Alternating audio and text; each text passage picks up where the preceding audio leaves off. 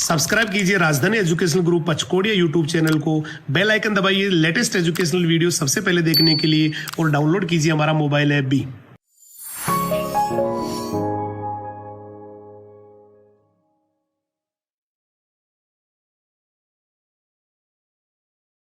जय हिंद, जय राजधानी। कैसे हैं आप सभी? मैं हेमंत कुमार सिंह, आप सभी का बायोलॉजी मेंटर एक बार फिर से हमारे राजधानी परिवार के यूट्यूब चैनल पे आपका हार्दिक स्वागत करता हूं।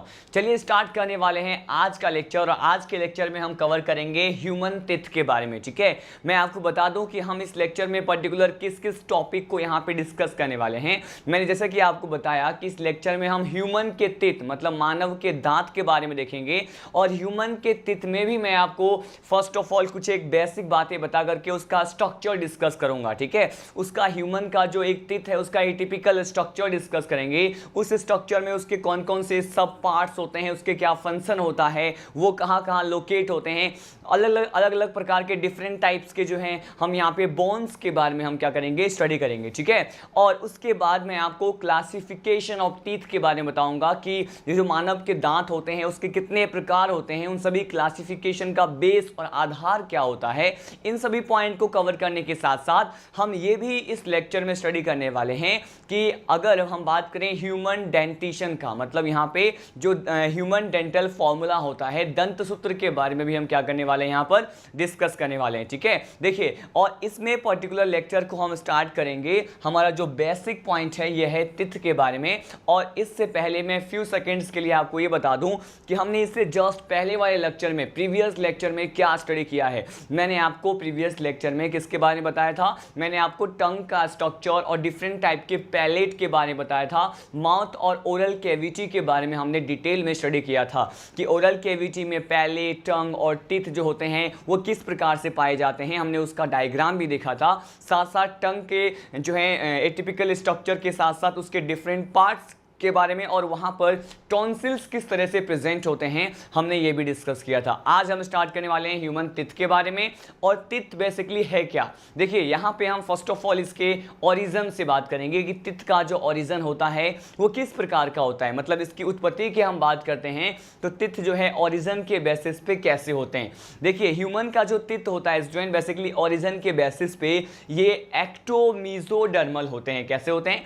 मैंने कहा ये एक्टोमीजोडर्मल होते हैं। क्यों? क्योंकि यहां पे इसका जो कुछ पार्ट हम देखेंगे ह्यूमन के टिथ का, जैसे हम इनेमल का एक पार्ट देखेंगे जो कि बेसिकली इसका स्ट्रक्चर में मैं आपको बताऊंगा when we will study about the vertical section of human teeth. वहां पे आप देखेंगे कि अपर सरफेस पे एक इनेमल जैसा कुछ स्ट्रक्चर और पार्ट प्रेजेंट होता है। उसका ओरिजिन जो है वो एक्टोडर्म से होता है। लेकिन इनेमल के जस्ट नीचे की जो लेयर होती है ह्यूमन टिथ में उसे हम कहते हैं डेंटाइन। क्या कहते हैं? उसे डेंटाइन कहते हैं। और इस डेंटाइन की बात करें तो इसका जो ओरिजिन होता है वो मीजोडर्मल होता है। तो इस तरह से हम कह सकते हैं कि ऑल ओवर जो टिथ का ओरिजिन है, टिथ की जो उत्पत्ति है वो कैसा है? मैंने कहा ये एक्टोमीजोडर्मल होते हैं। ठीक है, उसके बाद हम बात करेंगे कि अगर हम टिथ की बात तो यहां पे ह्यूमन के टिथ या फिर पर्टिकुलर किसी भी ऑर्गेनिज्म के स्पेशली टिथ के बारे में साइंस की जिस ब्रांच में, विज्ञान के जिस शाखा में स्टडी किया जाता है, अध्ययन किया जाता है, विज्ञान की उस शाखा को, साइंस के उस ब्रांच को क्या कहते हैं?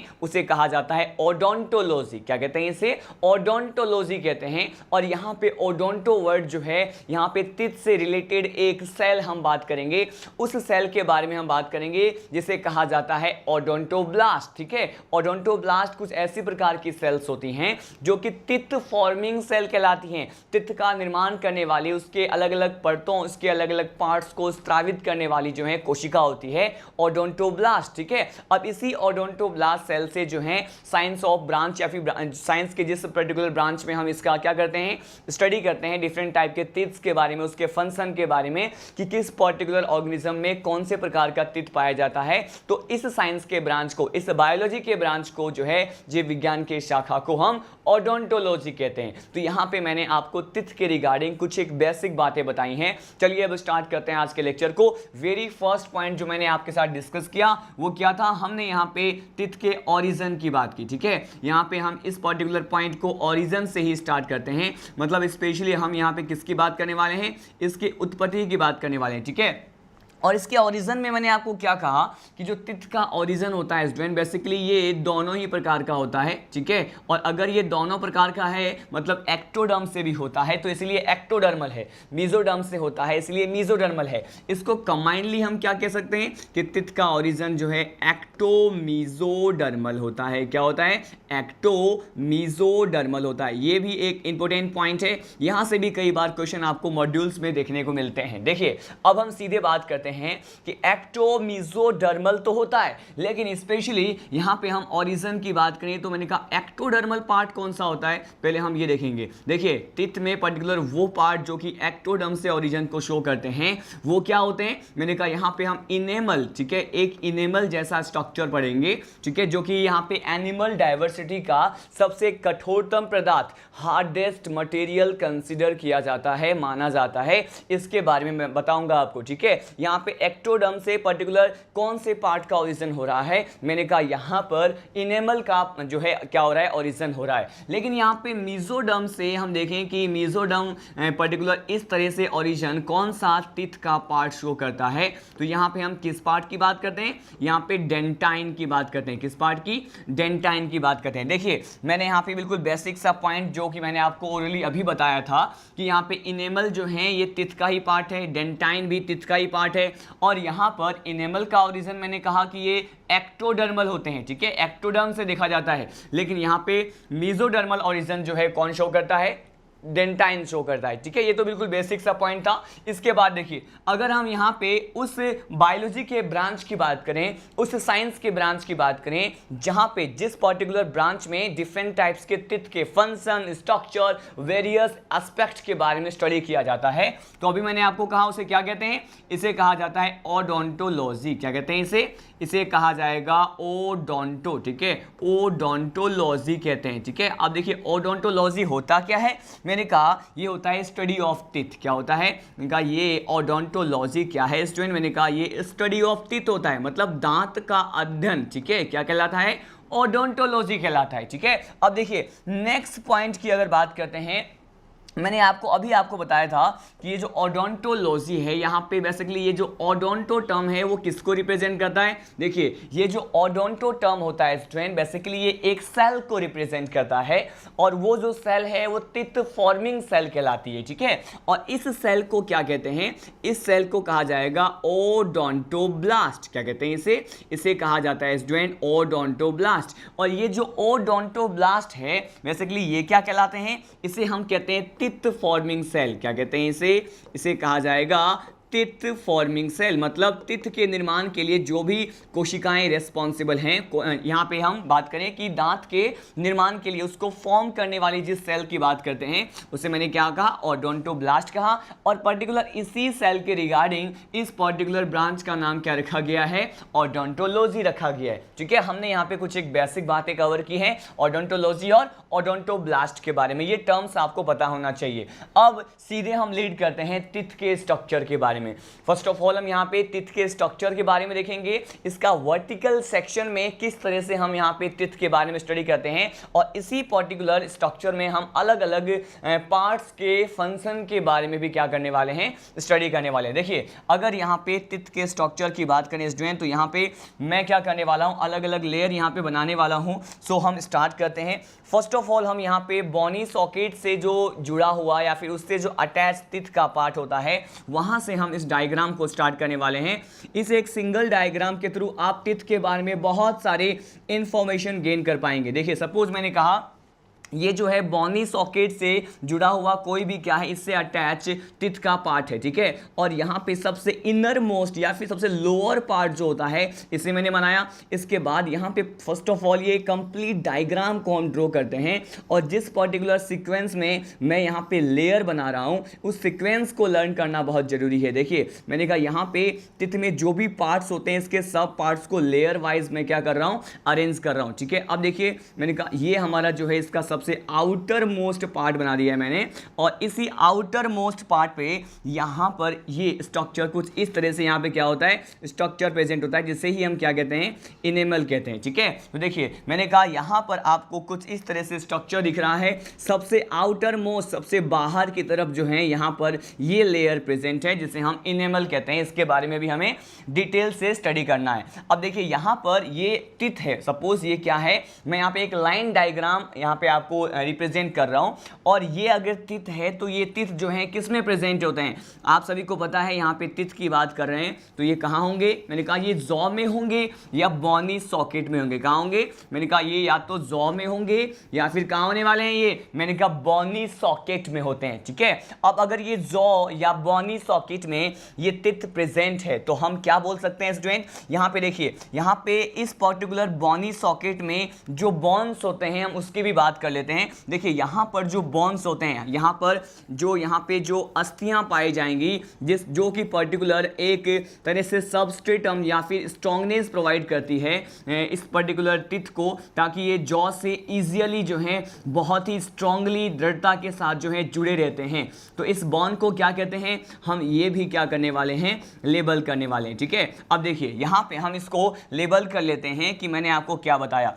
स्पेशली यहाँ पे देखिए ये जो होता है, ये कंपार्टमेंट जो मैंने बनाया है ये क्या होता है स्टूडेंट, मैंने कहा ये है बॉनी सॉकेट। क्या होता है, ये बॉनी सॉकेट होता है। ठीक है, अब ये अगर बॉनी सॉकेट है तो इस बॉनी सॉकेट में मैंने स्पेशल टाइप के बॉन्ड्स के बारे में बताया कि ये जो बॉन्ड्स मैंने यहाँ पे बताया है, जिस पर्टिकुलर बॉन्ड से टिथ जो है जॉ या जबड़े से अटैच होते हैं, जुड़े होते हैं, इसे क्या कहते हैं, इसे हम कहते हैं एल्व्यूलर बॉन्ड। क्या कहते हैं इसे कहा जाएगा एल्व्यूलर बॉन्ड। ठीक है, अब स्पेशली मैंने ये एल्व्यूलर बॉन्ड के बारे में आपको बताया, लेकिन अब हम इसके लेयर्स की बात करते हैं। सपोज ये टिथ का एटिपिकल डायग्राम है, हम इसके बारे में, इसके पार्ट्स के बारे में स्टडी करने के लिए और इस स्टडी को ईजियर बनाने के लिए इस पर्टिकुलर पूरे एंटायर डायग्राम को 3 पार्ट्स में डिवाइड कर रहे हैं। ठीक है, मैंने कहा यहाँ पर इसको हम कितने पार्ट्स में डिवाइड करने जा रहे हैं, यहाँ पर इसको हम 3 पार्ट्स में डिवाइड कर सकते हैं। ठीक है, और ये कौन कौन सा है, मैंने कहा सपोज ये हमारा फर्स्ट पार्ट है, यहाँ से यहाँ तक पर्टिकुलर जो भी पार्ट होता है ये हमारा सेकेंड पार्ट हो गया, और ये इतना जो पार्ट आपको दिख रहा है ये हमारा कौन सा पार्ट हो गया, ये हमारा थर्ड पार्ट हो गया। ठीक है, अब देखिए इसको लेबल करने वाले हैं।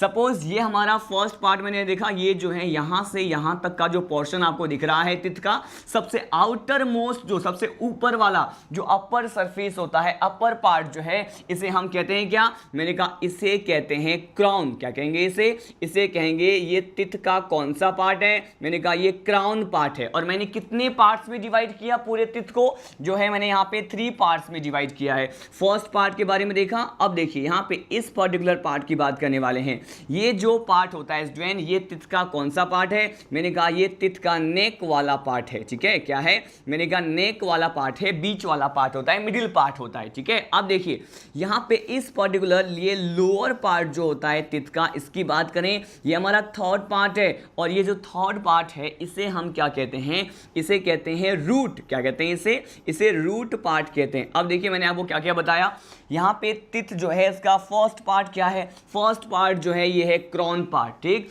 क्रॉन पार्ट के नीचे जो पार्ट होता है उसे हम कहते हैं नेक पार्ट, और सबसे जो लोअर पार्ट है, सबसे निचला जो भाग होता है उसे क्या कहते हैं, इसे रूट पार्ट कहते हैं। ठीक, अब देखिए यहाँ पे इन तीनों ही पार्ट्स में कौन कौन से स्ट्रक्चर हमें दिखाई देते हैं, उसको हम 1 बाय 1 क्या करने वाले हैं, स्टडी करने वाले हैं। ठीक है, अब देखिए यहाँ पे क्रॉन पार्ट की फर्स्ट ऑफ ऑल बात करें तो ये जो क्रॉन पार्ट होता है इसमें क्या प्रेजेंट है, मैंने कहा इसी particular first part of teeth में यहाँ पर ये जो स्ट्रक्चर आपको दिख रहा है इसे क्या कहते हैं, इसे इनेमल कहते हैं। क्या कहते हैं इसे इनेमल कहते हैं। ठीक, और यहाँ पे अगर स्पेशली इनेमल के बारे में बात करें कि इनेमल क्या होता है, देखिए इनेमल जो होता है यहाँ पे हम इसकी बात करें तो पर्टिकुलर हम बात करेंगे इसका ओरिजिन कैसा होता है। अभी थोड़ी ही देर पहले यहाँ पे मैंने इनेमल के ओरिजिन के बारे में भी आपको बताया था कि इसका ओरिजिन कैसा होने वाला है। मैंने कहा इसका ओरिजिन एक्टोडर्म से होता है, तो हम इसे कहेंगे इसका ओरिजिन कैसा होता है, एक्टोडर्मल ओरिजिन होता है। इनेमल की लेयर आपको टिथ में सबसे अपर सरफेस पे, आउटर सरफेस पे दिखाई दे रहा है।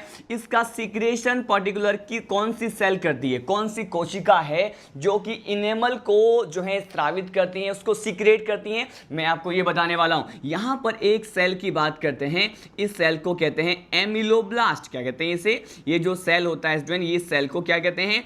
एमिलोब्लास्ट कहते हैं। और इसी एमिलोब्लास्ट से इसका क्या होता है? मैंने कहा इसी एमिलोब्लास्ट से इसका सिक्रेशन होता है। क्या होता है? मैंने कहा इसका सिक्रेशन होगा। मतलब ये जो सेल है एमिलोब्लास्ट हुआ, ये जो है इनेमल को क्या करते हैं? इनेमल को सिक्रेट करते हैं, ठीक, स्रावित करते हैं। अब यहाँ पे स्पेशली इनेमल के बारे में और कौन कौन से इंफॉर्मेशन आपको पता होना चाहिए, मैं ये बताने वाला हूँ। ये जो इनेमल है, अभी मैंने आपको ये भी पॉइंट बताया था, ये जो है एनिमल डाइवर्सिटी का, या फिर एनिमल डाइवर्सिटी मतलब जंतु जगत का सबसे क्या है? मैंने कहा ये जंतु जगत का सबसे हार्डेस्ट मटेरियल होता है। क्या होता है? मैंने कहा ये एनिमल डाइवर्सिटी का क्या है? सबसे कठोरतम पदार्थ है, हार्डेस्ट मटेरियल कहते हैं। क्या कहते हैं इसे? हार्डेस्ट मटेरियल कहा जाएगा। अब ये हार्डेस्ट मटेरियल है, सबसे कठोरतम भाग है, तो इसका कंपोजिशन क्या होगा? इसमें पर्टिकुलर किस प्रकार के जो इनऑर्गेनिक सॉल्ट होते हैं या फिर कोई अन्य जो हम पदार्थ की बात करें जो कि इस इनेमल में प्रेजेंट होता है, तो इनेमल के कंपोजिशन की बात करने वाले हैं। तो यहां पर देखिए इनेमल में क्या क्या प्रेजेंट होता है। यहां पे इनऑर्गेनिक सॉल्ट प्रेजेंट होते हैं। क्या होते हैं?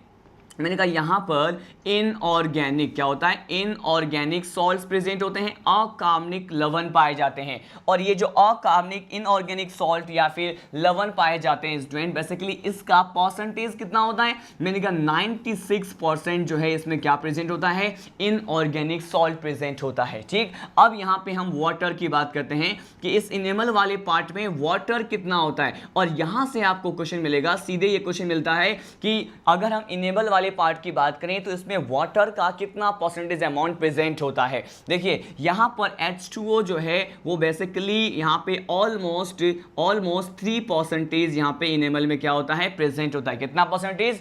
3%। और अदर सब्सटेंस जो होते हैं वो 1% to 2% रेंज में वेरी करते हैं। ठीक है, अन्य प्रकार के पदार्थ भी यहाँ पे उपस्थित हो सकते हैं। यहाँ पे मैंने मेनली आपको क्या बताया कि इनेमल का जो केमिकल कंपोजिशन होता है उसमें अकार्बनिक लवण 96% पार्ट जो है वो उसमें प्रेजेंट होते हैं, अकार्बनिक लवण का। यहाँ पे अकार्बनिक लवण की बात करते हैं तो अकार्बनिक लवण में भी क्या क्या हो सकता है? मैंने कहा यहाँ पे कैल्शियम फॉस्फेट हो सकते हैं। क्या हो सकते हैं? मैंने कहा यहाँ पे कैल्शियम के फॉस्फेट हो सकते हैं, कैल्शियम के फॉस्फेट हो सकते हैं। साथ साथ सम अमाउंट में कैल्शियम हाइड्रोक्साइड प्रेजेंट हो सकता है। फॉस्फेट के साथ साथ यहाँ पे सम अमाउंट में कार्बोनेट भी प्रेजेंट हो सकता है। क्या मैंने कहा यहाँ पे कार्बोनेट भी क्या होता है? प्रेजेंट होता है। लेकिन किसका? कैल्शियम का। तो कैल्शियम का फॉस्फेट, कैल्शियम का carbonate as well as calcium का हाइड्रोक्साइड भी क्या होता है? यहाँ पे इनऑर्गेनिक सॉल्ट्स के रूप में 96% पार्ट बनाता है इनेमल का। और इनेमल क्या है? एनिमल डाइवर्सिटी जो है उसका सबसे हार्डेस्ट सब्सटेंस है, मटेरियल होता है, जिसका ओरिजिन एक्टोडर्मल है। एमिलोब्लास्ट जो है इसका सिक्रेशन करती है। ठीक है, अब हम नेक्स्ट पर्टिकुलर लेयर की तरफ लीड कर रहे हैं। अब देखिए यहां पर क्या होने वाला है कि ये जो इनेमल के बारे में पढ़ा और इनेमल किस पार्ट में प्रेजेंट है ये भी क्वेश्चन आ सकता है। हमने जो यहाँ पे 3 पार्ट्स में इस पूरे तित को जो है डिवाइड कर दिया है। जो इसमें फर्स्ट पार्ट है इसे क्या कहते हैं स्टूडेंट? आप देख रहे हैं इसे कहते हैं क्राउन। क्या कहते हैं इसे? क्राउन कहते हैं। तो क्राउन वाले पार्ट में ही क्या प्रेजेंट होता है? इनेमल प्रेजेंट होता है। ठीक है, अब देखिए यहाँ पर इनेमल के नीचे क्या प्रेजेंट होता है। देखिए यहाँ पर इनेमल के नीचे यहाँ पे जो पार्ट होता है इसे क्या कहते हैं? इसे ये वाला जो पार्ट आपको दिखाई दे रहा है which is just bellow the enamel, इसे हम कहते हैं डेंटाइन पार्ट। क्या कहते हैं? पहले हम इसको लेवल कर लेते हैं। मैंने कहा ये जो पार्ट आपको दिख रहा है इसे बेसिकली क्या कहते हैं? इसे स्टूडेंट कहा जाएगा डेंटाइन पार्ट। कौन सा पार्ट? मैंने कहा इसे डेंटाइन कहा जाता है। डेंटाइन पार्ट होता है ये। और इस डेंटाइन पार्ट में क्या होता है? फाइन ट्यूब्यूल्स की कुछ एक नलिकानुमा जो है स्ट्रक्चर आपको दिखाई देता है। तो यहाँ पे इस डेंटाइन पार्ट में फाइन ट्यूब्यूलर स्ट्रक्चर प्रेजेंट होते हैं, जिसे मैं यहाँ पे ड्रॉ कर रहा हूँ। सपोज ये डेंटाइन पार्ट है और यहाँ पर इस तरह से फाइन ट्यूब्यूल्स की जो है लेयर प्रेजेंट होती है, जिसे मैंने यहाँ पे ड्रॉ कर दिया। अब ये जो फाइन ट्यूब्यूल्स की लेयर जो कि डेंटाइन और इनेमल के बीच में प्रेजेंट है या बेसिकली डेंटाइन वाले पार्ट में प्रेजेंट होता है, इस पर्टिकुलर लेयर को क्या कहते हैं? इस लेयर को कहा जाता है स्टूडेंट क्या? इसे हम कहते हैं केनालिकुली। क्या कहते हैं इसे? इसे कहा जाता है केनालिकुली, क्या कहते हैं, केनालिकुली कहते हैं, ठीक है। कोई हिंदी का स्पेसिफिक टर्म नहीं है, आपको केनालिकुली ही क्या करना होगा, लर्न करना होगा। यहाँ पे डेंटाइन तो डेंटाइन ही लर्न करना होगा। इनेमल का भी कोई स्पेसिफिक हिंदी टर्म नहीं है, इनेमल ही लिखा होता है बुक में। तो यहाँ देखिए हमने यहाँ पे 1 बाय 1 इन सभी पार्ट्स के बारे में डिटेल में डिस्कस करने वाले हैं। मैंने आपको कहा कि इस डेंटाइन पार्ट में ये जो केनालिकुली यहाँ पे प्रेजेंट होता है, तो ये जो केनालिकुली है ये है क्या, मैंने आपको अभी बताया। ये केनालिकुली जो यहाँ पे प्रेजेंट होते हैं ये डेंटाइन पार्ट में पाए जाने वाले क्या होते हैं, मैंने कहा ये फाइन ट्यूब्यूल्स की लेयर है। क्या है, मैंने कहा फाइन ट्यूब्यूल्स की क्या है, लेयर है। फाइन ट्यूब्यूल्स की लेयर है, मतलब यहाँ पे जो है ये बेसिकली डेंस नलिकाओं की स्तर है जो कि यहाँ पे डेंटाइन पार्ट में प्रेजेंट है। अब हम यहाँ पे स्पेशली डेंटाइन पार्ट के ओरिजिन की बात करते हैं। जिस तरह से मैंने आपको इनेमल के बारे में बताया कि इनेमल का ओरिजिन एक्टोडर्म से होता है, हम यहाँ पर भी स्टडी करने वाले हैं कि डेंटाइन जो होता है इसका ओरिजिन किस पार्ट से होता है या फिर पर्टिकुलर किस पार्ट से ये अपनी उत्पत्ति को दर्शाते हैं। अब देखिए यहाँ पर डेंटाइन पार्ट जो होता है इसका ओरिजिन मैंने कहा कहाँ से होता है, मीजोडर्म से होता है, इसीलिए ये ओरिजिन के बेसिस पे on the basis of origin mesodermal होते हैं। कैसे होते हैं, मीजोडर्मल होते हैं। लेकिन आपको ये भी यहाँ पे पॉइंट पता होना चाहिए कि डेंटाइन के ओरिजिन के बारे में देखा, लेकिन आखिर वो कौन सी सेल है जो कि डेंटाइन वाले पार्ट को सीक्रेट करती है, उसको स्रावित करती है, मैं आपको इसके बारे में बताने वाला हूँ। देखिए यहाँ पर इस डेंटाइन पार्ट ऑफ टिथ को सीक्रेट करने वाले सेल को क्या कहते हैं, इसे कहते हैं ओडोंटोब्लास्ट। क्या कहते हैं इसे कहते हैं ओडोंटोब्लास्ट। इसीलिए अभी थोड़ी देर पहले इनिशियली मैंने आपको क्या कहा था कि ओडोंटोब्लास्ट को और क्या कहते हैं, टिथ फॉर्मिंग सेल कहते हैं। तो आपने अभी देखा कि यहाँ पे डेंटाइन वाले पार्ट को सीक्रेट करने का काम ओडोंटोब्लास्ट सेल का है, इसीलिए इसे क्या कह सकते हैं, टिथ फॉर्मिंग सेल्स कह सकते हैं, जो कि दांत को क्या करती है, निर्माण करने के लिए उत्तरदायी है। ठीक है, अब देखिए यहाँ पे ओडोंटोब्लास्ट सेल जो है वो क्या कर रही है, मैंने कहा ये सीक्रेट करती है किसको, मैंने कहा ये डेंटाइन पार्ट को क्या कर रही है, सीक्रेट कर रही है। अब देखिए हमने इतने सारे पर्टिकुलर पार्ट्स के बारे में स्टडी किया, इसी डायग्राम को और हम क्या करने वाले हैं, कॉम्प्लेक्स बनाने वाले हैं, और इसमें और क्या क्या बेसिक स्ट्रक्चर हमें देखने को मिलता है, हम इसकी बात कर लेते हैं। देखिए यहाँ पर क्या होता है स्टूडेंट, बेसिकली इस पर्टिकुलर लेयर में मैंने कहा यहाँ पर ये जो लेयर है यहाँ पे क्या होता है, कुछ सम अमाउंट में क्या प्रेजेंट होगा, मैंने कहा यहाँ पे सम अमाउंट में ब्लड कैपिलरीज प्रेजेंट होती है। क्या होती है, मैंने कहा यहाँ पे सम अमाउंट में इस तरह से यहाँ पे क्या प्रेजेंट है, इस पर्टिकुलर पार्ट में जो कि डेंटाइन पार्ट की जस्ट नीचे वाला जो पार्ट होता है इसमें ब्लड कैपिलरीज प्रेजेंट होती हैं। ठीक है, ब्लड कैपिलरीज को क्या कहते हैं, रक्त केशिका, यहाँ कोशिका नहीं बोलेंगे, केशिका बोलेंगे, रक्त केशिका प्रेजेंट है। लेकिन इसके साथ साथ यहां पर और क्या प्रेजेंट होते हैं, देखिए यहां पर ही सम अमाउंट ऑफ नर्व्स भी क्या होता है, प्रेजेंट होता है, मतलब तंत्रिकाएं भी क्या हो सकती हैं, उपस्थित हो सकती हैं। ठीक है, तो देखिए मैंने आपको क्या कहा, ये पर्टिकुलर पार्ट होता कौन सा है, हम इसकी बात कर लेते हैं। डेंटाइन के जस्ट नीचे ये जो पार्ट आपको दिख रहा है इसे क्या कहते हैं स्टूडेंट, इसे कहते हैं रूट कैनाल पार्ट। क्या कहते हैं इसे कहा जाएगा रूट कैनाल पार्ट कहते हैं।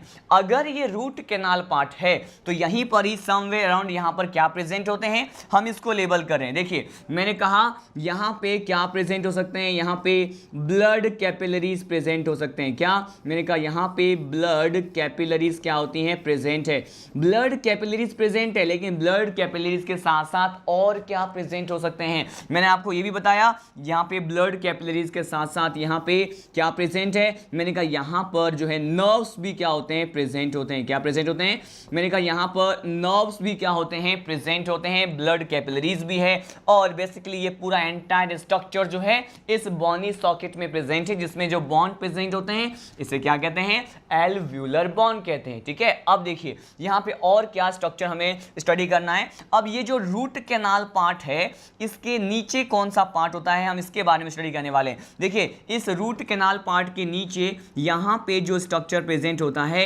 इसे कहते हैं पल्प कैविटी। क्या कहते हैं इसे कहा जाता है पल्प कैविटी। तो इस डायग्राम में ही हम मेंशन करने वाले हैं। देखिए ये जो पर्टिकुलर पार्ट आपको दिख रहा है इसे हम क्या कहते हैं स्टूडेंट, इसे कहते हैं पल्प कैविटी। क्या कहते हैं इसे कहा जाएगा पल्प कैविटी, या फिर पल्प वाला जो पार्ट होता है यहाँ पे प्रेजेंट होता है।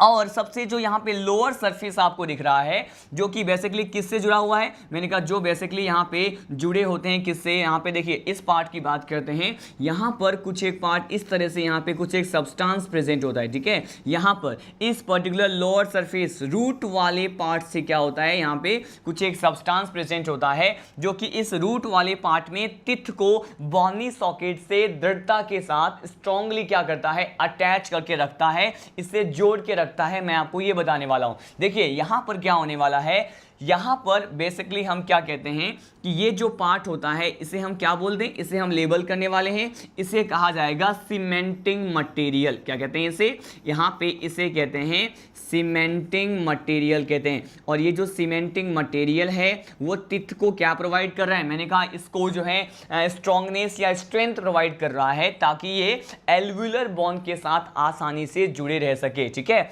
ये देखिए मैंने यहाँ पे ये कंप्लीट डायग्राम जो बनाया है वो बेसिकली टिथ का वर्टिकल सेक्शन है। क्या है ये, मैंने कहा ये जो डायग्राम मैंने बनाया है अब इसको लेबल करने वाले हैं। मैंने कहा ये जो फिगर है वो है क्या, मैंने कहा ये बेसिकली इसका वर्टिकल सेक्शन है। कौन सेक्शन है, मैंने कहा ये वर्टिकल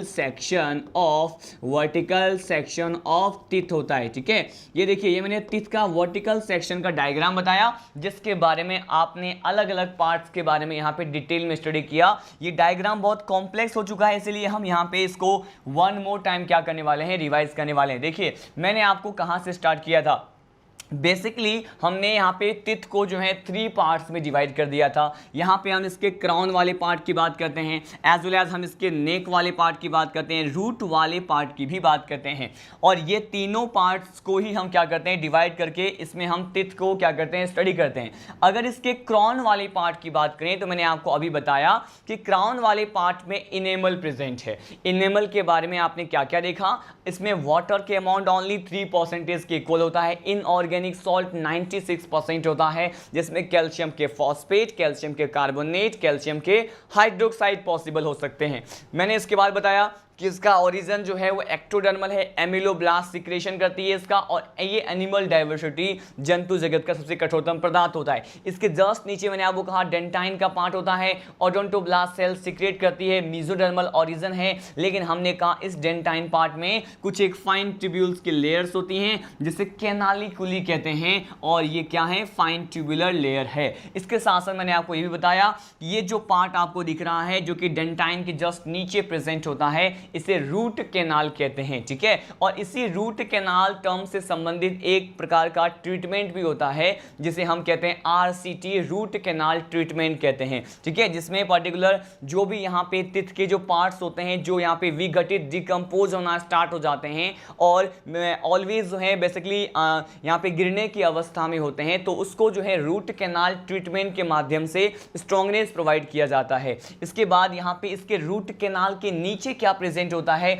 मैंने कहा पल्प कैविटी प्रेजेंट है। और ये यहां पर देख रहे हैं कि इसी पर्टिकुलर पार्ट में यहां पर क्या प्रेजेंट होता है, ब्लड कैपिलरीज, यहां पे रक्त केशिकाएं प्रेजेंट होते हैं। इसके साथ साथ यहां पे नर्व्स जो हैं, तंत्रिकाएं भी सम अमाउंट में प्रेजेंट होती है। बेसिकली इस पूरे स्ट्रक्चर को यहां पे रूट वाले पार्ट में, मैंने कहा पूरे कंप्लीट टिथ को रूट वाले पार्ट में एक सीमेंटिंग मटेरियल के द्वारा जो है क्या किया जाता है, एक हार्डनेस प्रोवाइड किया जाता है ताकि ये बॉनी सॉकेट के साथ जो टिथ है वो क्या रहे, मैंने कहा दृढ़ता से जुड़े हुए रहें। और उसके बाद मैंने ये पूरा जो सरफेस बनाया है ये क्या था, मैंने कहा it was about bony socket, और इसमें जो बॉन्स होते हैं उसे मैंने क्या कहा, एल्व्यूलर बॉन्ड कहा, ठीक है। यहाँ पे हमने टिथ के टिपिकल स्ट्रक्चर के बारे में डिस्कस किया। इससे पहले मैंने ओडोंटोलॉजी, ओडोंटोब्लास्ट और इसके ओरिजिन के बारे में बताया था।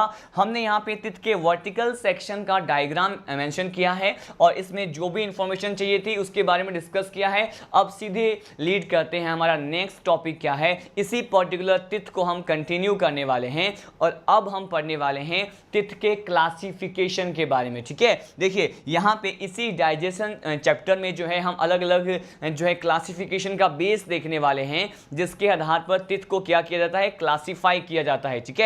अब टिथ के स्ट्रक्चर के बाद सीधे हम लीड करते हैं क्लासिफिकेशन ऑफ टिथ के तरफ, ठीक है। यहाँ पे देखिए अगर क्लासिफिकेशन ऑफ टिथ की बात करें तो यहाँ पर हमें कौन कौन से पॉइंट जो है वो कवर करने होते हैं, हम ये स्टडी करने वाले हैं। हमारा टॉपिक क्या है, हम पढ़ने वाले हैं क्लासिफिकेशन ऑफ टिथ, ठीक है। Classification classification of teeth. यहाँ पे क्लासिफिकेशन ऑफ टीथ मतलब दांत के वर्गीकरण की बात कर रहे हैं। फर्स्ट ऑफ ऑल हम ये डिस्कस कर लें कि दांत को, टीथ को किस आधार पे क्लासिफाई कर सकते हैं, वो पर्टिकुलर बेस कौन से होते हैं। यहाँ पे वन बाय वन उन सभी बेसिस की बात करेंगे। फर्स्ट ऑफ ऑल यहाँ पे देखते हैं टीथ को क्लासिफाई किया जाता है on the basis of the number of sets. ठीक है, यहाँ पे ये पर्टिकुलर कितने सेट्स जो हैं अराइज होते हैं पूरे through out the life time, मतलब पूरे जीवन काल में किसी भी जीव में कितने number of sets of teeth जो होते हैं, दांत के सेट्स जो होते हैं, समुच्चय जो होते हैं, वो पूरे जीवन काल में उत्पत्ति को दर्शाते हैं, आते हैं। उसके बेसिस पे भी हम टीथ को क्या कर सकते हैं, यहाँ पे डिवाइड कर सकते हैं। तो मैंने कहा फर्स्ट जो हमारा बेसिस है वो क्या है, ऑन द बेसिस ऑफ, यहाँ पे देख रहे हैं कि ऑन द बेसिस ऑफ किसके आधार पे, मैंने कहा number of sets of teeth के आधार पे, on the basis of number of set of teeth. ठीक है, यहाँ पे सेट्स की बात करते हैं, on the number of the sets. Number of sets के बेसिस पे हम इसमें क्या बात करते हैं कि पर्टिकुलर कुछ जीव ऐसे होते हैं जिसमें पूरे जीवन काल में, पूरे एंटायर लाइफ में टीथ केवल एक सिंगल टाइम आते हैं। किसी पर्टिकुलर जीव में हम ये कहते हैं कि पूरे एंटायर लाइफ में, उसके जीवन काल में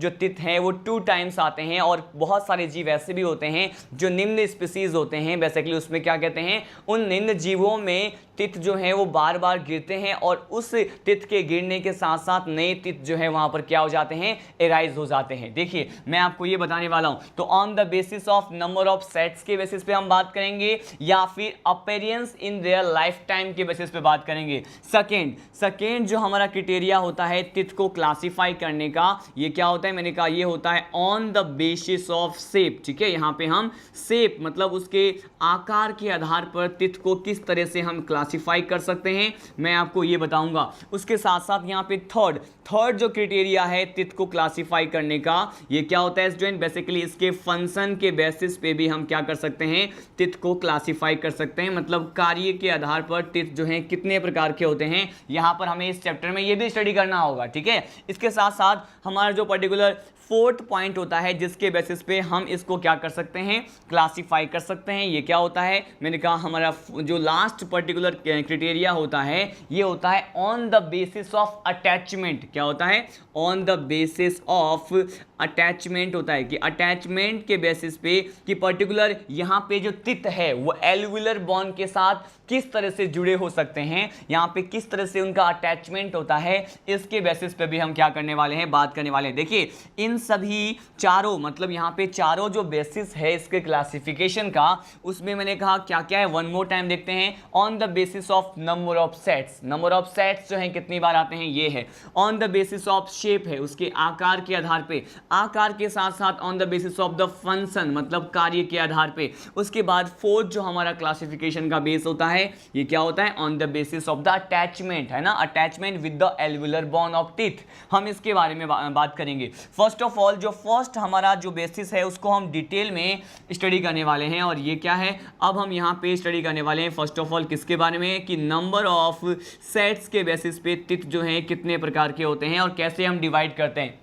देखिए यहाँ पर हम बेसिकली 3 टाइप्स के टीथ के बारे में स्टडी करते हैं, और इसमें जो वेरी फर्स्ट टाइप होता है इसे क्या कहते हैं, इसे कहा जाएगा मोनोफायोडोंट। क्या कहते हैं इसे कहते हैं मोनोफायोडोंट टाइप का टीथ कहते हैं। यहाँ पे टीथ के इन सभी टाइप्स के साथ साथ हम इसके ह्यूमन डेंटिशन मतलब यहाँ पे जो एडल्ट डेंटल फॉर्मूला है, वयस्क अवस्था में दंत सूत्र कितने होते हैं, साथ साथ यहाँ पे हम बात करेंगे चाइल्ड डेंटल फॉर्मूला कितना होता है। तो हम इन सभी बातों को इसमें डिस्कस करने वाले हैं। देखिए, और लेकिन उससे पहले उन सभी दंत सूत्र या फिर डेंटल फॉर्मूला को स्टडी करने से पहले हमें यह पता होना चाहिए कि ये मोनोफायोडोंट क्या होते हैं, डाइफायोडोंट क्या होते हैं, जिसके बारे में हम यहाँ पे कंसेप्ट गेन कर रहे हैं। मैंने कहा वेरी फर्स्ट जो टाइप होता है on the basis of the number of sets, ये क्या होता है, मोनोफायोडोंट होता है, जिसे हिंदी में क्या कहते हैं, एक बार दंती कहते हैं। तो इसे हम किस तरह से डिफाइन करें, यहाँ पर क्या होता है, मोनो जो है वो किसको रिप्रेजेंट कर रहा है, मोनो यहाँ पे 1 1 को रिप्रेजेंट करता है। इसका मतलब है कि यहाँ पे पूरे एंटायर लाइफ टाइम में, मतलब पूरे जीवन काल में, एंटायर लाइफ टाइम में, संपूर्ण जीवन काल में यहाँ पे क्या होने वाला है, पूरे एंटायर लाइफ स्पेन की बात करते हैं तो पूरे जीवन काल में यहाँ पर केवल कितने सेट आएंगे। मैंने कहा यहाँ पे मोनो जो है वो 1 को रिप्रेजेंट करता है, इसीलिए पूरे एंटायर लाइफ स्पेन में यहाँ पे केवल एक सिंगल सेट कितने आते हैं, मैंने कहा केवल 1 सेट ऑफ टीथ जो है यहाँ पर देखने को मिलते हैं। तो ऐसे पर्टिकुलर उन सभी जीवों की बात करें जिसमें केवल एक सिंगल सेट ही देखने को मिलता है, उसे क्या कहते हैं, मोनोफायोडोंट कहते हैं। हिंदी में क्या कह सकते हैं इसे कहते हैं एक बार दंती। क्या कहते हैं इसे कहते हैं एक बार दंती। और यहाँ पे हम कुछ एक एग्जाम्पल्स को डिस्कस करने वाले हैं। एग्जाम्पल क्या है स्टूडेंट, देखिए एग्जाम्पल की अगर बात करें तो एग्जाम्पल में हम यहाँ पे डिस्कस करने वाले हैं कुछ एक लोअर ऑर्गेनिज्म की बात करेंगे। किसकी बात करेंगे, अगर हम यहाँ पे लोअर ऑर्गेनिज्म की बात करें उसमें पर्टिकुलर इसके साथ साथ यहाँ पे हम एग्जांपल लेते हैं और क्या क्या, मैंने कहा प्लेटिपस। ठीक है, प्लेटिपस स्पीसीज जो है इसमें जो टिथ होते हैं वो कैसे होते हैं, मैंने कहा ये मोनोफायोडोंट होते हैं। पूरे लाइफ टाइम में केवल एक सिंगल सेट ऑफ टिथ जो है यहाँ पे देखने को मिलेगा। इसके साथ साथ यहाँ पे प्लेटिपस के साथ साथ यहाँ पे और क्या प्रेजेंट होता है, लोअर ऑर्गेनिज्म में मैंने कहा प्लेटिपस में होता है और साथ साथ यहाँ पे हम वेल की बात करेंगे। किसकी बात करेंगे, वेल की बात करेंगे। तो यहाँ पे कुछ एक एग्जांपल्स मैंने डिस्कस किए जिसके पूरे जीवन काल में केवल 1 सेट ऑफ टीथ अराइज होता है, ये कहलाते हैं मोनोफायोडोंट। अब सीधे लीड करते हैं यहाँ पे सेकेंड कैटेगरी। हमारा बेस क्या है, हमारा बेस है यहाँ पे टीथ को पढ़ने का, क्लासिफिकेशन का on the basis of number of set. यहाँ पे जो सेकेंड टाइप का टीथ है इसे क्या कहते हैं स्टूडेंट, इसे कहा जाएगा डाइफायोडोंट। क्या कहते हैं इसे कहा जाता है डाइफायोडोंट। डाइफायोडोंट को हम क्या कह सकते हैं, इसे कहा जाता है हिंदी में द्विबारदंती। क्या कहते हैं इसे, द्विबारदंती कहते हैं। और यहाँ पे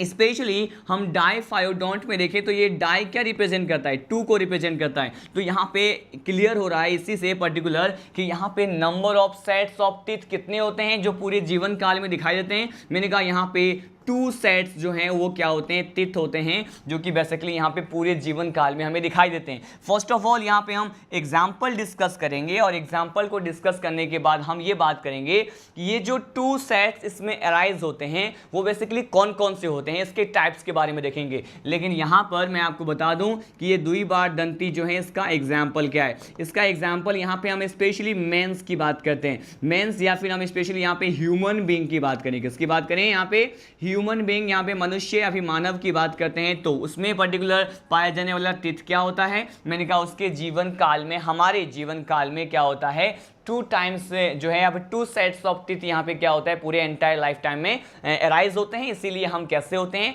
डाइफायोडोंट टाइप के होते हैं। साथ साथ यहाँ पे हम एग्जांपल डिस्कस करते हैं एप्स के साथ साथ यहाँ पे हम किसकी बात करेंगे, यहाँ पे मंकीज की बात करेंगे। तो मंकीज में भी क्या होते हैं, मैंने कहा 2 टाइम या फिर 2 sets of teeth he arise होते हैं। अब देखिए यहाँ पे स्पेशली हम किसकी बात करें कि ये दोनों सेट जो होते हैं वो क्या होते हैं। देखिए यहाँ पे 2 सेट्स होते हैं। यहाँ पे वेरी फर्स्ट हम पढ़ने वाले हैं किसके बारे में, सपोज यहाँ पे फर्स्ट सेट की बात करें। किसकी बात करें, यहाँ पे फर्स्ट सेट की बात करते हैं। प्रथम प्रकार के जो सेट होते हैं उसे क्या कहते हैं, इस तरह के सेट को कहा जाता है कौन सा टीथ, इसे हम कहते हैं मिल्क टीथ। क्या कहते हैं इसे, ये जो फर्स्ट सेट होता है डाइफायोडोंट में इसे हम क्या कहते हैं, इसे कहा जाता है मिल्क टीथ। मिल्क टीथ मतलब दूध के दांत कहते हैं, लेकिन इसके साथ साथ इसे और क्या हम कह सकते हैं, मिल्क टीथ के साथ साथ इसे ही क्या कहा जाएगा, इसे कहते हैं टेम्पररी टीथ। क्या कहते हैं इसे कहते हैं टेम्पररी टीथ। ठीक है, तो या तो हमने कह दिया इसको मिल्क टीथ या फिर हमने कह दिया इसको क्या, टेम्पररी टीथ। ये जो है फर्स्ट सेट होते हैं जो मानव में हमें दिखाई देते हैं। लेकिन ये जो मिल्क टीथ होते हैं जिसे हम टेम्पररी या अस्थायी प्रकार के दांत कहते हैं, ये रिप्लेस हो जाते हैं या फिर इसकी जगह बाद में बेसिकली एडल्ट स्टेज गेन करने के बाद, वयस्क अवस्था गेन करने के बाद या फिर उससे पहले क्या होता है, मैंने कहा ये टेम्पररी टीथ जो होते हैं, मिल्क टीथ जो होते हैं, वो उसको रिप्लेस करने वाला जो सेकेंड सेट ऑफ टीथ होता है डाइफायोडोंट में वो अराइज हो जाता है और इसे क्या कहते हैं, हम यहाँ पे सेकेंड सेट की बात करते हैं। देखिए मैंने कहा हमने फर्स्ट सेट की बात की जिसे मैंने मिल्क टीथ बोला, अब हम बात करने वाले हैं सेकेंड सेट की। अब ये सेकेंड सेट जो होता है स्टूडेंट बेसिकली उसे क्या कहते हैं, इसे कहा जाएगा, सेकेंड सेट को क्या कहा जाएगा, इसे हम कहते हैं यहाँ पे मिल्क टीथ। इसके बाद यहाँ पे सेकेंड सेट को कहते हैं परमानेंट टीथ। क्या कहते हैं इसे कहते हैं परमानेंट टीथ कहते हैं। ठीक है, अब देखिए परमानेंट टीथ हो गए और फर्स्ट कैटेगरी क्या था, मैंने कहा ये टेम्पररी था। और यहाँ पे मैंने आपको ये भी पॉइंट प्रोवाइड किया कि यही टेम्पररी टीथ जो होते हैं उसको रिप्लेस करने वाला कौन सा टीथ होता है, मैंने कहा स्थायी प्रकार के दांत होते हैं। परमानेंट टीथ को क्या कहते हैं, यहाँ पे स्थायी दांत कहते हैं। ठीक है, अब देखिए इसको ये जो है रिप्लेस कौन करता है, मैंने कहा यहाँ पे इस पर्टिकुलर टीथ को रिप्लेस करने वाला क्या है, ये परमानेंट टीथ होता है। तो हमने यहाँ पे बेसिकली 2 सेट्स ऑफ टीथ के बारे में डिस्कस किया। एग्जाम्पल में मैंने देखा यहाँ पे एप्स होते हैं, मंकीज होते हैं, ह्यूमन बींग्स की यहाँ पे क्या करते हैं, बात करते हैं। अब सीधे हम लीड करते हैं यहाँ पे थर्ड कैटेगरी की तरफ। हमने यहाँ पे on the basis of the number of sets में मोनोफायोडोंट के साथ साथ डाईफायोडोंट टाइप के टीथ के बारे में देखा। सीधे लीड करते हैं यहाँ पे थर्ड कैटेगरी जो होता है, इसे क्या कहते हैं, इसे हम यहाँ पे डिस्कस करते हैं। ये कैटेगरी होता है पॉलीफायोडोंट। क्या होता है, मैंने कहा ये होते हैं पॉलीफायोडोंट होते हैं। अब ये पॉलीफायोडोंट में बेसिकली हम किस तरह के टीथ की बात करते हैं, तो यहाँ पे जिस पर्टिकुलर जीव में पाए जाने वाले टीथ पॉलीफायोडोंट प्रकार के होते हैं उसमें क्या कहा जाएगा कि रेगुलर बेसिस पे एट ए टाइम पीरियड पे क्या होता है, टाइम इंटरवल पे यहाँ पे इसके टीथ जो होते हैं फॉल ऑफ होते हैं, गिरते हैं। और गिरने के साथ साथ यहाँ पे न्यू टीथ के जो सेट्स होते हैं वो क्या हो जाते हैं, एराइज हो जाते हैं। अब देखिए इसीलिए हम इसे क्या कहते हैं, पॉली क्या रिप्रेजेंट करता है, यहाँ पे पॉली यहाँ पे रिप्रेजेंट करता है बहुत सारे। ठीक है, यहाँ पे हम कह सकते हैं पॉली का मतलब होता है मेनी। तो यहाँ पे पूरे लाइफ टाइम में यहाँ पे केवल 1 2 की बात नहीं कर रहे हैं, बहुत सारे सेट्स की बात कर रहे हैं। और पूरे लाइफ टाइम में अगर बहुत सारे सेट्स आते हैं तो उसे क्या कहते हैं, यहाँ पे पॉलीफायोडोंट कहते हैं। हिंदी में क्या बोलते हैं इसे कहते हैं बहुदंती। क्या कहते हैं इसे हम कह सकते हैं बहुदंती कहते हैं। ठीक है, अब यहाँ पे स्पेशली एग्जाम्पल की बात करें तो एग्जाम्पल में हम यहाँ पे कौन सा एग्जाम्पल ले रहे हैं स्टूडेंट, यहाँ पर एग्जाम्पल में हम बात करेंगे किसकी, यहाँ पे अगर स्पेशली पाइसीज सुपर क्लास की बात करें, किसकी, पाइसीज मतलब यहाँ पे हम फिशेज की बात करें, मछलियों की बात कर रहे हैं। ठीक है, फिशेज के साथ साथ यहाँ पे हम किसकी बात करेंगे, इसी पर्टिकुलर एग्जाम्पल में पाइसीज या फिर फिशेज के साथ साथ जिसमें मेनी सेट्स अराइज होते हैं। यहाँ पे हम एम्फीबियंस की भी बात करते हैं, किसकी बात करते हैं, एम्फीबियंस मतलब उभयचर की बात करते हैं। तो उभयचर और फिशेज या फिर मैंने कहा फिश में क्या होते हैं, पॉलीफायोडोंट टाइप के टीथ होते हैं। एज द पर्टिकुलर सून ये जो टीथ होते हैं क्या होते हैं, गिर जाते हैं, उसके गिरने के साथ साथ नए सेट्स क्या हो जाते हैं, एराइज हो जाते हैं। तो आपने यहाँ पे क्या देखा, आपने ये देखा कि on the basis of number of sets हम किस तरह के टीथ की बात करते हैं। हमने इसके कैटेगरीज के साथ साथ उनके एग्जाम्पल्स को भी क्या किया है, डिटेल में स्टडी किया है। अब देखिए हमने यहाँ पे फर्स्ट क्राइटेरिया क्लासिफिकेशन के बारे में स्टडी किया। अब मैं आपको यहां बताने वाला हूं कि on the basis of shape. ठीक है, on the basis of shape मतलब यहां पे आकार के आधार पर, किस आधार पे, मैंने कहा आकार के आधार पर हम किस तरह से टीथ को क्या कर सकते हैं, क्लासिफाई कर सकते हैं, मैं आपको ये बताने वाला हूं। देखिए हमारा जो नेक्स्ट बेस है हम इसकी ओर क्या करते हैं, लीड करते हैं। हमारा नेक्स्ट बेस और नेक्स्ट टॉपिक इसी क्लासिफिकेशन ऑफ टीथ में पढ़ने वाले हैं। हमारा नेक्स्ट बेस जो होता है इसे कहते हैं ऑन द बेसिस ऑफ, क्या कहते हैं इसे कहा जाएगा on the basis of their shape, आकार के आधार पे हम बात करने वाले हैं। देखिए आकार की बात करते हैं, शेप की बात करते हैं। शेप के आधार पे हम केवल 2 टाइप्स ऑफ टीथ के बारे में स्टडी करते हैं, जो कि यहाँ पे ह्यूमन और दूसरे ऑर्गेनिज्म में हमें देखने को मिलेगा। और जो वेरी फर्स्ट टाइप होता है स्टूडेंट, बेसिकली इसे क्या कहते हैं, यहाँ पे वेरी फर्स्ट टाइप जो होता है इसे कहते हैं होमोडोंट। क्या कहते हैं इसे होमोडोंट कहते हैं। जो हमें यहाँ पे मानव और उसके साथ साथ दूसरे कैटेगरी में जो है स्टडी, जो भी जीव आते हैं उसके बारे में हमें क्या करना होता है, स्टडी करना होता है। मैंने कहा यहाँ पे होमोडोंट होता है, क्या होता है, होमोडोंट है। और होमोडोंट के साथ साथ एक कैटेगरी और हम बात करेंगे यहाँ पे, वो सेकेंड कैटेगरी जो होता है इसे क्या कहते हैं, इसे कहते हैं हेटेरोडोंट। क्या कहते हैं इसे कहा जाएगा हेटेरोडोंट। यहाँ पे बेसिकली हम 2 टाइप्स ऑफ टीथ के बारे में स्टडी करने वाले हैं, एक तो होमोडोंट है और एक क्या है, हेटेरोडोंट। फर्स्ट ऑफ ऑल यहाँ पे होमोडोंट की बात करते हैं। देखिए यहाँ पर होमोडोंट में ये जो होमो टर्म होता है वो क्या रिप्रेजेंट करता है, होमो का मतलब क्या होता है, सेम। क्या होता है, इसका मीनिंग होता है सेम, मतलब एक जैसा, मतलब ऐसे तित जिनका जो शेप होता है, जिसका आकार क्या हो, एक जैसा होता है, उसे क्या कहेंगे, मैंने कहा इसे होमोडोंट बोलेंगे। लेकिन यहाँ पे स्पेशली हम बात करते हैं कि यहाँ पे ऑल टिथ, सभी प्रकार के जो दांत होते हैं, मैंने कहा ऑल टिथ्स आर, मैंने कहा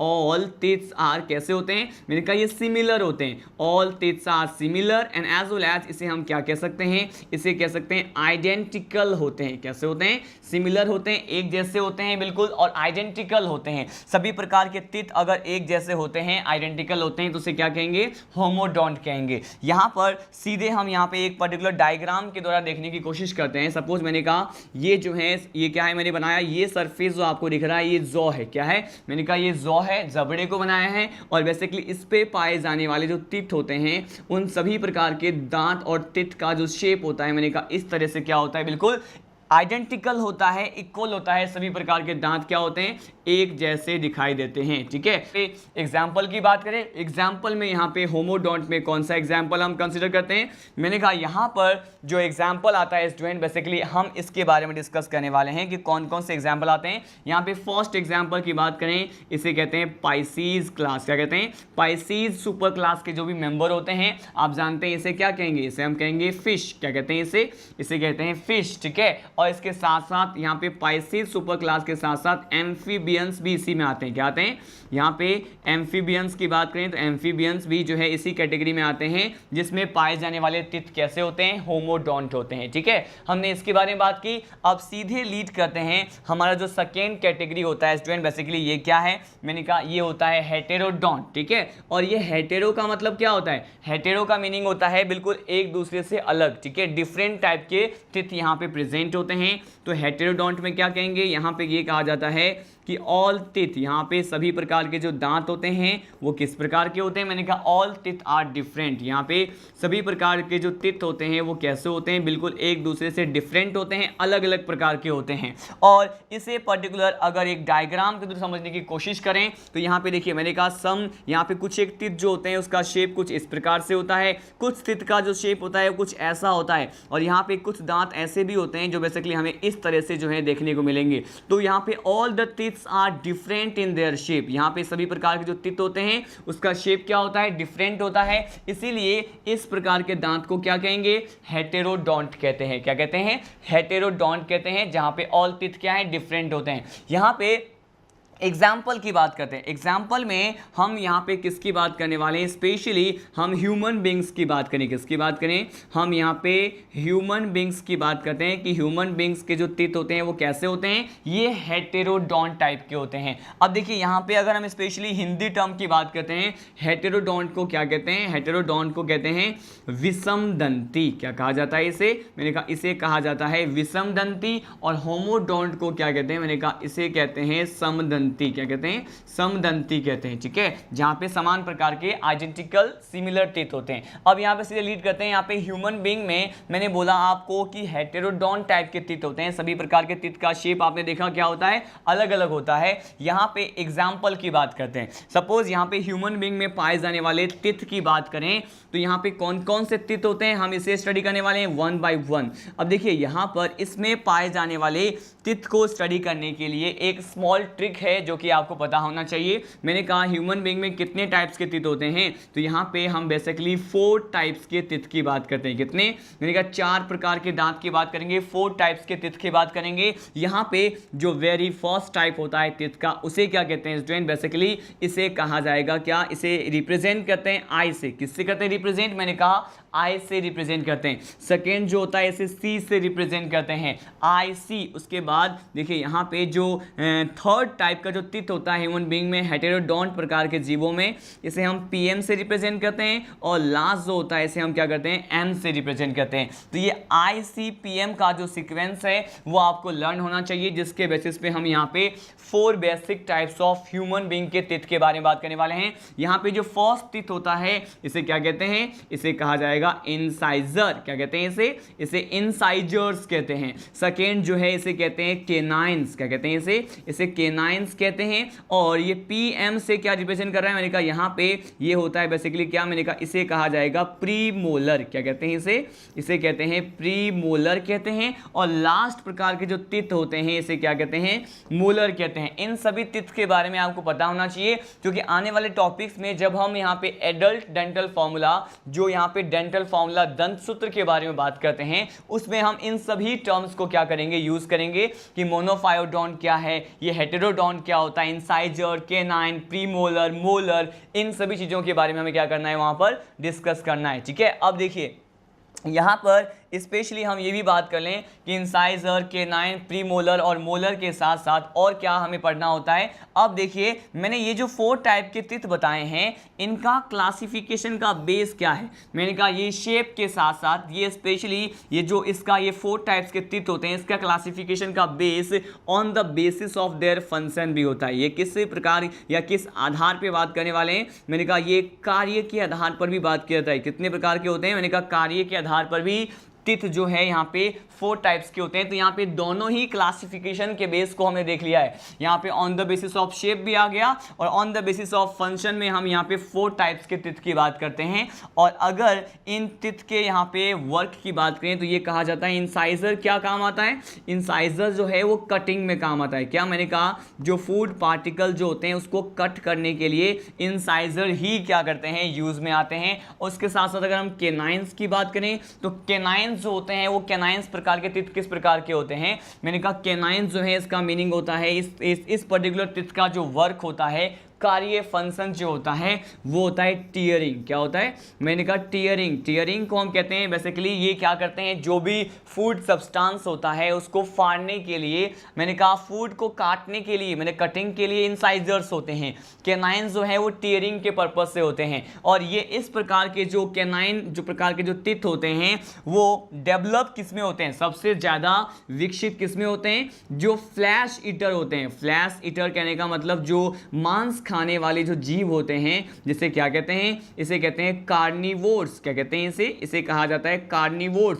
तो इस प्रकार के जो तित होते हैं जैसे हम केनाइंस कहते हैं स्टूडेंट, बेसिकली जो कि यहाँ पे टीयरिंग के पर्पज से यूज में लेते हैं, जो कि फ्लैश ईटर और कार्निवोर्स में क्या होता है, मोर डेवलप होता है, अत्यधिक विकसित प्रकार का होता है। ठीक है, अब देखिए यहाँ पे 3rd टाइप का जो तित है इसे क्या कहते हैं, प्रीमोलर कहते हैं। अब देखिए प्रीमोलर और मोलर इन दोनों का ही वर्क क्या होता है मैं आपको बता दूं। हमने यहाँ पे इंसाइजर का देखा, केनाइंस का देखा, टीयरिंग वाला, और यहाँ पे इसका वर्क होता है ग्राइंडिंग का। क्या होता है, मैंने कहा इसका वर्क होता है ग्राइंडिंग का, मतलब पीसने का होता है। और साथ साथ यहाँ पे ग्राइंड करने के साथ साथ यहाँ पे ये क्या करते हैं, ग्राइंडिंग के साथ साथ जो वर्क होता है इसका, बेसिकली ग्राइंडिंग को क्या कहते हैं, ग्राइंडिंग को कहते हैं कि सपोज यहाँ पे स्मॉल पार्टिकल्स में डिवाइड होने के बाद उसे जो है सिमिलर शेप या उसको पीसने का जो वर्क होता है वो ग्राइंड करने का होता है। यहाँ पे ये चबाने में भी काम आते हैं, मैंने कहा च्यूइंग में भी क्या आते हैं, ये वर्क या फिर अपने फंक्शन को रिप्रेजेंट करते हैं। तो मैंने यहाँ पे अलग अलग कार्य के आधार पे पाए जाने वाले 4 टाइप के तित के बारे में बताया। और केनाइंस के बारे में ये पॉइंट डिस्कस करना बहुत जरूरी है कि ये कार्निवोर्स टाइप के जो यहाँ पे एनिमल्स की बात करते हैं जो मांस खाते हैं, इसमें ये केनाइंस क्या होते हैं, सबसे ज्यादा डेवलप होते हैं। टीयरिंग इनका नेचर होता है, इनका फंक्शन होता है। ठीक है, हमने यहाँ पे on the basis of shape, on the basis of function, हमने यहाँ पे 3 क्राइटेरिया जो है यहाँ पे तित के क्लासिफिकेशन का वो स्टडी कर लिया। अब सीधे लीड करते हैं हमारे नेक्स्ट पर्टिकुलर क्राइटेरिया की तरफ, और ये क्या होता है, अब हम यहाँ पे स्टूडेंट पढ़ने वाले हैं किसके बारे में, स्पेशली हमारा जो लास्ट बेस होता है उसके बारे में बताने वाला हूं। अब हम तित को क्लासिफाई करते हैं ऑन द बेसिस ऑफ, किस आधार पे, मैंने कहा अब तित को क्लासिफाई करने जा रहे हैं on the basis of, on the basis of किस आधार पे, मैंने कहा on the basis of attachment. ठीक है, यहाँ पे अटैचमेंट के बेसिस पे तित को हम किस प्रकार से यहाँ पे क्लासिफाई करते हैं मैं आपको ये बताने वाला हूँ। अटैचमेंट, बेसिकली अटैचमेंट का मीनिंग क्या है, मैंने कहा अटैचमेंट का मीनिंग ये है कि पर्टिकुलर तित जो होते हैं वो किस पर्टिकुलर बॉन्ड से जुड़े होते हैं। मैंने आपको अभी तित के स्ट्रक्चर में बताया था कि तित जो होते हैं वो एल्वुलर बॉन्ड से जुड़े होते हैं। ठीक है, तो मैंने कहा यहाँ पे एल्वुलर बॉन्ड के साथ तित का या फिर जॉ के साथ, बॉनी सॉकेट के साथ अटैचमेंट कैसा होता है, इस आधार पे हम बात करने वाले हैं। लेकिन मैंने अभी आपको ये कंसेप्ट दिया कि तित के बॉन्ड को क्या कहते हैं। मैंने कहा तित जो हैं बेसिकली किसके साथ अटैच होते हैं, मैंने कहा ये अटैच होते हैं एक बॉन्ड के साथ। इसे क्या कहते हैं, इसे कहते हैं एल्व्यूलर बॉन्ड। क्या कहते हैं इसे, एल्व्यूलर बॉन्ड कहते हैं। इस एल्व्यूलर बॉन्ड की बात कर लेते हैं पहले यहाँ पे अटैचमेंट के लिए। मैंने कहा यहाँ पे तित जो है वो अटैच किससे होते हैं, मैंने कहा यहाँ पर ये जनरली अटैच होते हैं किसके साथ, एल्व्यूलर बॉन्ड के साथ। और एल्व्यूलर बॉन्ड के टाइप्स की बात करें तो ये कितने टाइप्स के होते हैं, मैंने कहा this particular alveolar bond may be maxilla, it may be mandible. ये 2 टाइप्स के हो सकते हैं, ये मैक्सिला टाइप के भी हो सकते हैं और साथ साथ कैसे हो सकते हैं, मैंने कहा it may be maxilla and it may be mandible. ये मैंडिबल प्रकार के भी होते हैं और मैक्सिला टाइप के भी हो सकते हैं। ठीक है, यहाँ पे हमने ये बात की। अब सीधे हम लीड करने वाले हैं कि ये जो अटैचमेंट के बेसिस पे तित होते हैं उसके कौन कौन से टाइप्स होते हैं। इसमें वेरी फर्स्ट जो टाइप होता है इसे क्या कहते हैं, इसे कहा जाएगा एक्रोडोंट। क्या कहते हैं इसे कहते हैं एक्रोडोंट कहते हैं। एक्रोडोंट को ही क्या कहा जाता है, इसे हम कहते हैं अग्रदंती। क्या कहते हैं इसे, अग्रदंती कहा जाता है। और देखिए इसमें जो तित होता है वो किस तरह से जॉ के साथ या बॉनी सॉकेट के साथ जुड़े होते हैं मैं आपको ये बताने वाला हूं। एक्रोडोंट अग्रदंती प्रकार के तित को यहां पे हम स्टडी करने वाले। सपोज मैंने ये क्या बनाया, ये मैंने जॉ बनाया। क्या बनाया मैंने, ये सपोज ये जॉ या फिर जबरा बॉनी सॉकेट बनाया। और इस पर्टिकुलर बॉनी सॉकेट में अगर तित जो होते हैं मैंने कहा कुछ इस प्रकार से यहां पर क्या है अरेंज होते हैं। सपोज ये क्या है, मैंने यहां पर इस स्ट्रक्चर में क्या बताया है कि ये वाला जो पार्ट होता है ये क्या है, ये जबड़े का है। और यहाँ पर क्या प्रेजेंट होते हैं, मैंने कहा ये तित को रिप्रेजेंट करने वाला पार्ट होता है। तो यहाँ पे जॉ से तित किस प्रकार से जुड़े होते हैं, तो ये कहा जाएगा यहाँ पर जॉ से जो तित होते हैं वो बेसिकली सुपरफिशियली जुड़े होते हैं। क्या होते हैं, मैंने कहा ये सुपरफिशियली जो है बहुत ही लूजली, सुपरफिशियली मतलब अग्र रूप से क्या होते हैं, जुड़े होते हैं, सुपरफिशियली अटैच होते हैं। तो इसका अटैचमेंट कैसा होता है, सुपरफिशियली अटैच होते हैं। और इसीलिए ये कहा जाता है कि इस प्रकार के जो दांत होते हैं बहुत ही ज़्यादा आसानी से और बहुत ईजियली क्या हो जाते हैं, मैंने कहा ये ईजियली फॉल हो जाते हैं, गिर जाते हैं बहुत जल्दी और ईजियली गिर जाते हैं इस प्रकार के तित। इसे हम क्या कहते हैं, एक्रोडोंट कहते हैं। ठीक है, अब देखिए एक्रोडोंट के बारे में हमने स्टडी किया। और ये जो एक्रोडोंट टाइप के तित होते हैं वो पर्टिकुलर किस प्रकार के जीवों में मिलते हैं, हम इसके एग्जाम्पल को डिस्कस करने वाले हैं। यहाँ पे भी हम बात करेंगे किसकी, यहाँ पे अगर पाइसीज की बात करते हैं, पाइसीज या फिर फिश की बात करते हैं तो फिश इस कैटेगरी में आते हैं। साथ साथ इसी कैटेगरी में और क्या आते हैं, मैंने कहा इसी कैटेगरी में आते हैं एम्फीबियंस। क्या आते हैं, मैंने कहा इसी कैटेगरी में उभयचर आते हैं या फिर एम्फीबियंस आते हैं। तो आपने देखा कि किस प्रकार से जॉ के साथ जो तित होते हैं वो सुपरफिशियली बहुत ही लूजली क्या होते हैं, जुड़े हुए होते हैं। ठीक है, अब देखिए इसके सेकेंड कैटेगरी की बात करने वाले हैं। सेकेंड कैटेगरी क्या है, यहाँ पे हम इसकी बात करने वाले हैं बी कैटेगरी की। बी कैटेगरी में क्या होता है, एक्रोडोंट के बाद हमें यहाँ पे बात करनी है किसके बारे में, यहाँ पे हमें बात करनी है यहाँ पे प्लूरोडोंट के बारे में। सेकेंड कैटेगरी क्या है, मैंने कहा सेकेंड कैटेगरी जो होता है इसे कहते हैं प्लूरोडोंट। और प्लूरोडोंट टाइप के जो तित होते हैं वो किस तरह से जॉ के साथ अटैच होते हैं, इसका एक एटिपिकल डायग्राम में पहले आपको बता दूं। मैंने कहा इस प्रकार के तित जो होते हैं वो इसे हम समझने के लिए कहते हैं कि सपोज ये क्या है, ये पर्टिकुलर जॉ है, ये क्या है, मैंने कहा जॉ है, ये जबड़ा है, तो मैंने कहा ये क्या है, ये जॉ है। और इसमें तित जो होते हैं बहुत ही एक तरफ लेटरल साइड में, पार्श्व भाग में एक तरफ ही क्या होता है, इस तरह से प्रेजेंट होता है। और इस तरह से जो तित प्रेजेंट होते हैं बेसिकली ये किस में पाए जाते हैं, मैंने कहा सीधे एग्जाम्पल की बात करने वाले हैं। इस प्रकार के जो तित होते हैं वो बेसिकली किस में पाए जाएंगे, मैंने कहा सरीसृप वर्ग में पाए जाते हैं, रेप्टाइल्स में होते हैं। तो रेप्टाइल्स में पाए जाने वाले तित कैसे होते हैं, मैंने कहा ये प्लूरोडोंट टाइप के होते हैं। लेकिन यहाँ भी क्या है, यहाँ भी एक्सेप्शन है, यहाँ पे क्या है, यहाँ पर भी अपवाद है। स्पेशली हम रेप्टाइल्स में ही आने वाले या फिर रेप्टिलिया क्लास में आने वाले मेंबर की बात करते हैं। स्पेशली हम बात करें किसकी, क्रोकोडाइल्स की बात करें। ठीक है, क्रोकोडाइल्स की बात करें। इसके साथ साथ यहाँ पे क्रोकोडाइल्स के साथ साथ एलिगेटर की बात करते हैं, किसकी, यहाँ पे एलिगेटर की बात करते हैं। और क्रोकोडाइल्स की बात करते हैं तो यहाँ पे एलिगेटर और क्रोकोडाइल्स जो होते हैं इसमें अपवाद स्वरूप प्लूरोडोंट टाइप के टिथ प्रेजेंट नहीं होते हैं, अदरवाइज सब में क्या होते हैं, मैंने कहा सभी प्रकार के रेप्टाइल्स में ये इस प्रकार के दांत पाए जाते हैं।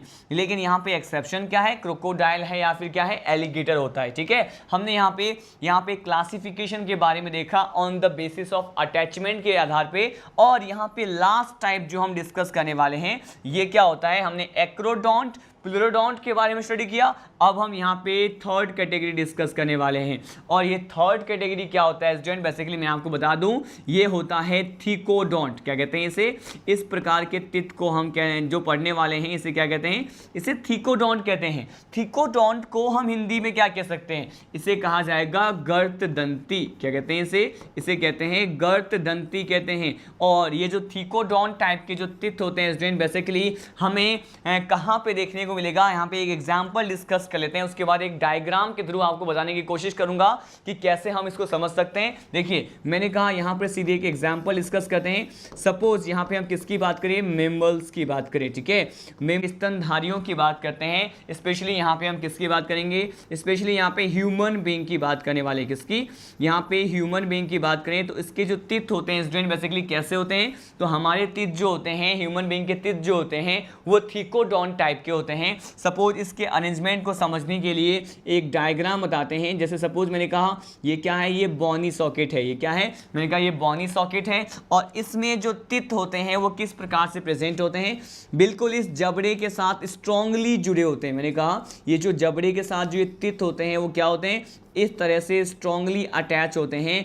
और इस तरह के टिथ जो कि यहाँ पे बॉनी सॉकेट के साथ स्ट्रांगली जुड़े हुए हो, इसे क्या कहते हैं, इसे हम कहते हैं थिकोडोंट। क्या कहते हैं यहाँ पे, इसको थिकोडोंट प्रकार के टिथ कहते हैं, जो कि यहाँ पे हम एग्जाम्पल कंसिडर किए हैं मेमल या फिर ह्यूमन बींग्स के लिए। ठीक है, यहाँ पे इस पर्टिकुलर लेक्चर में हमने क्या डिस्कस किया, मैंने यहाँ पर आपको वर्टिकल सेक्शन ऑफ टिथ के बारे में बताया कि टिथ जो है उसका एटिपिकल स्ट्रक्चर क्या होता है, उसके हर एक पार्ट्स के बारे में हमने वन बाय वन डिस्कस किया। यहाँ पे टिथ के वर्टिकल सेक्शन के डायग्राम के बाद उसके अलग अलग एस्पेक्ट को स्टडी करने के बाद मैंने आपको टिथ के क्लासिफिकेशन के बारे में बताया। और टिथ के क्लासिफिकेशन की बात करें तो यानी मैंने यहाँ पर आपको 4 क्राइटेरिया प्रोवाइड किए, 4 आधार पर मैंने आपको टिथ को क्या कर दिया था, क्लासीफाई कर दिया था। कौन कौन से बेसिस पे, number of sets in their entire life time, या फिर number of sets in their life span, तो जीवन काल में कितने बार टिथ आते हैं हमने इसकी बात की। इसके साथ साथ नंबर के साथ साथ यहाँ पे हम उसके शेप, मतलब टिथ के शेप के आधार पे भी टिथ को क्लासिफाई कर सकते हैं, एज वेल एज कार्य के आधार पर। और लास्ट कैटेगरी हमने देखा कि एल्वियुलर बोन के साथ, बॉनी सॉकेट या जॉ के साथ टिथ जो है किस प्रकार से संलग्न होते हैं, जुड़े हुए होते हैं, अटैच होते हैं, इसके बेसिस पे भी हम टिथ को क्या कर सकते हैं, क्लासीफाई कर सकते हैं। अब नेक्स्ट लेक्चर में हम क्या स्टडी करने वाले हैं, इसी टिथ वाले टॉपिक को कंटिन्यू करेंगे। मैं आपको नेक्स्ट लेक्चर में ह्यूमन डेंटिशन के बारे में बताऊंगा, डेंटल फॉर्मूला के बारे में डिस्कस करेंगे। और उसके बाद टिथ को स्टडी करने के बाद मैं आपको किसके बारे में बताऊंगा, हम फेरिंग्स को डिस्कस करेंगे, जो कि एलिमेंट्री कैनाल का सेकेंड पार्ट होता है। मैंने माउथ में जो भी पर्टिकुलर पार्ट बताए थे वो कौन कौन से थे, पैलेट, टंग और टिथ। हमने इन पर्टिकुलर तीनों ही टॉपिक्स को कवर कर लिया है, मतलब माउथ या ओरल कैविटी का जो पार्ट है एलिमेंट्री कैनाल का, उसे कवर कर लिया है। और in the next lecture we will study about the oesophagus and the pharynx. तब तक के लिए जय हिंद, जय राजधानी।